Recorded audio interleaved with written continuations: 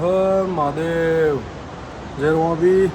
તો મિત્રો સવાર તૈયાર થઈ ગયા છે, 4 વાગે ઉઠ્યા હતા અને નહીં ધોઈને ફ્રેશ થઈને ચા પાણી નાસ્તો કરી અને હવે કેદારનાથ માટે ટ્રેકિંગ માટે રેડી થઈ ગયા છે અને હવે હોટલથી નીકળીએ છીએ.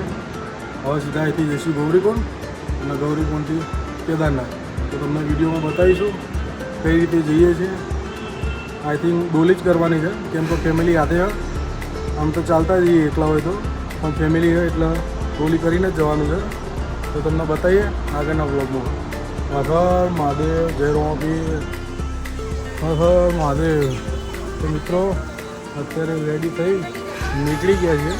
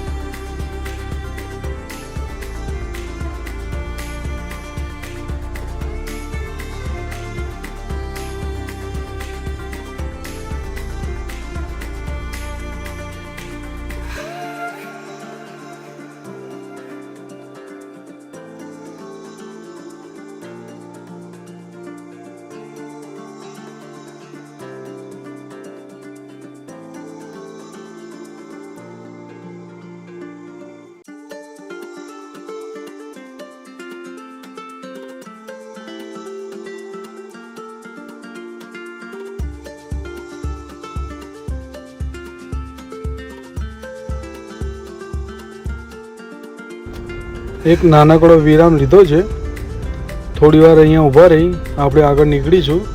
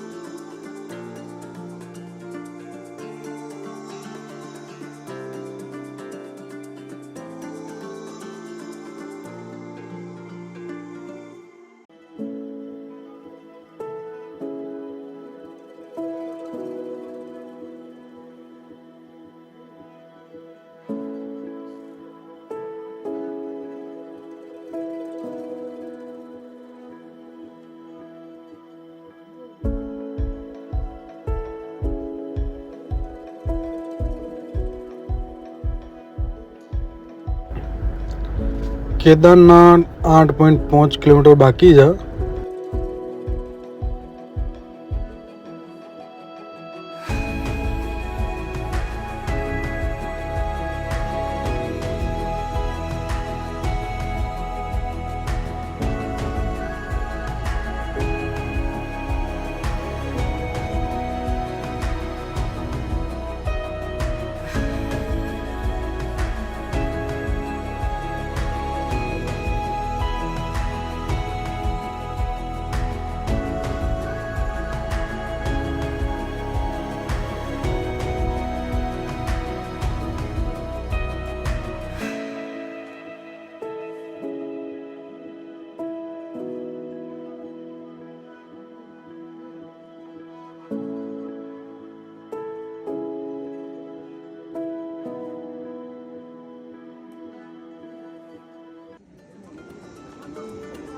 વચ્ચે પહોંચ્યા છીએ, એક બ્રેક લીધો છે, હવે 2 કિલોમીટર બાકી છે.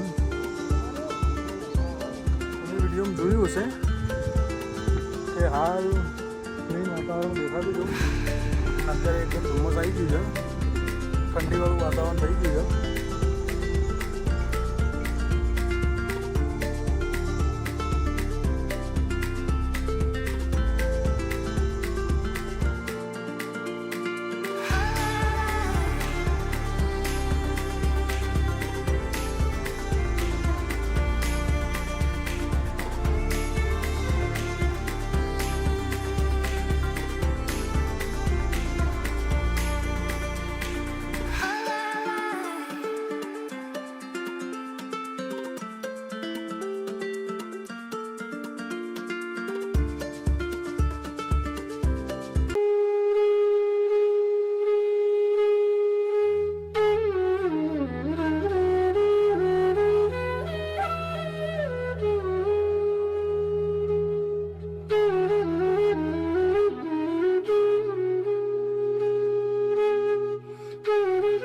આજે તો મિત્રો અત્યારે આપણે ફાઇનલી કેદારનાથ પહોંચી ગયા છીએ. તમને બતાવું, મંદિર અત્યારે એકદમ ખાલી છે અને મંદિરના દર્શન કરીને અમે આવ્યા. બહુ મજા આવી.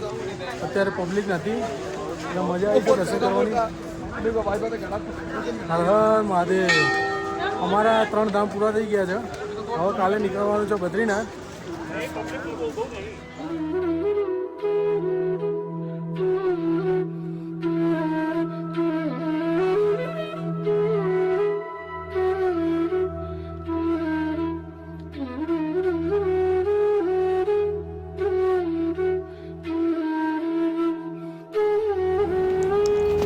આ ભીમશિલા છે.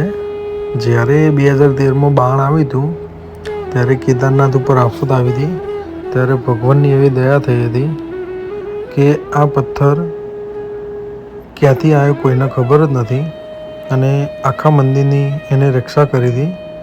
અને આ ઉપરની સાઈડથી બાણ આવ્યું હતું એટલે કે ત્યાંથી પાણી બહુ આવ્યું હતું.